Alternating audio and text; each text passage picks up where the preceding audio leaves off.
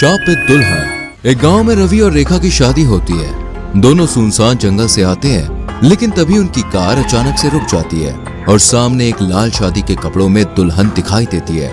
लेकिन जैसे ही रवि कार से उतरकर उसके पास आता है तो बिल्कुल हैरान रह जाता है। रवि और रेखा शादी के बाद एक साथ कार में आते हैं। एक काम करो, तुम दोनों एक कार में चले जाओ और मैं सीता और तुम्हारे पापा एक कार में आ जाएंगे। ठीक है मम्मी। लेकिन भैया, भाभी को लेकर जंगल के रास्ते से बिल्कुल मत आना, वो रास्ता बहुत खतरनाक है। अरे कैसी फालतू बातें कर रही हो, कुछ नहीं होगा हमें। अरे नहीं बेटा, अभी तुम्हारी नई नई शादी हुई है, अभी तुम्हारा उस रास्ते से आना सही नहीं है। ये सुनकर रवि इन लोगों की बात मान लेता है और रवि रेखा एक कार में बैठ जाते हैं। सरला, सुरेश और सीता की कार आगे निकल जाती है और ये लोग पीछे ही रह जाते हैं। अरे यार, इस रोड पर कितना अंधेरा है और यहाँ ये बड़ा सा पत्थर किसने रखा है? अब इसे कौन हटाएगा?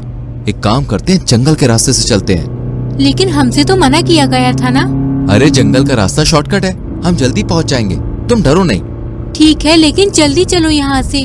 अभी ये दोनों बात करते हुए जंगल से गुजर ही रहे थे कि रेखा को रास्ते में पेड़ के पास एक लड़की खड़ी हुई दिखाई देती है, जिसके बड़े बड़े बाल थे और आंखों से खून टपक रहा था, जिसे देखकर रेखा की चीख निकल जाती है।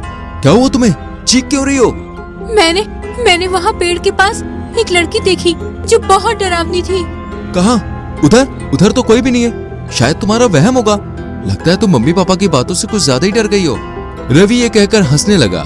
रेखा भी शांत हो जाती है। अचानक से तेज हवाएं और बिजली कड़कने लगती है। इधर जंगल में भेड़ियों की आवाज भी गूंज रही थी। माहौल बहुत ज्यादा डरावना हो चुका था।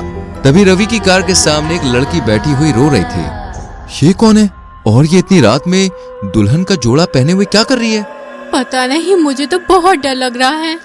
तुम गाड़ी में ही बैठो, मैं देख कर आता हूँ कि आखिर मैटर क्या है। नहीं, आप मत जाओ। अरे मुझे कुछ नहीं होगा, तुम बस कार में बैठी रहो। ये कहकर रवि कार से उतरता है और इस दुल्हन की तरफ बढ़ने लगता है और कहता है, तुम कौन हो और यहाँ बीच सड़क में बैठी हुई क्यों रो रही हो? दुल्हन कुछ जवाब नहीं देती है और मुंह झुकाए रोती रहती है। रवि फिर से उससे पूछता है, लेकिन ये कुछ भी जवाब नहीं देती। ये देखकर रवि जैसे ही जाने वाला होता है, वैसे ये दुल्हन अपना घूंघट उठा देती है। उसकी आंखों से खून टपक रहा था, लंबे लंबे बाल हवा में उड़ रहे थे और चेहरा बहुत ही ज्यादा डरावना था। ये सब देखकर रवि के पसीने छूट जाते हैं और वो बचने के लिए अपनी कार की तरफ भागता है और जल्दी से जाकर कार में बैठ जाता है। क्या हुआ रवि, तुम इतना हाफ क्यों रहे हो? तभी यहाँ शापित दुल्हन आ जाती है और कार के सामने आके खड़ी हो जाती है। मैं किसी को जिंदा नहीं छोड़ूंगी, सबको मार दूंगी। आज इस गांव में एक और खूबसूरत दुल्हन का खात्मा होगा।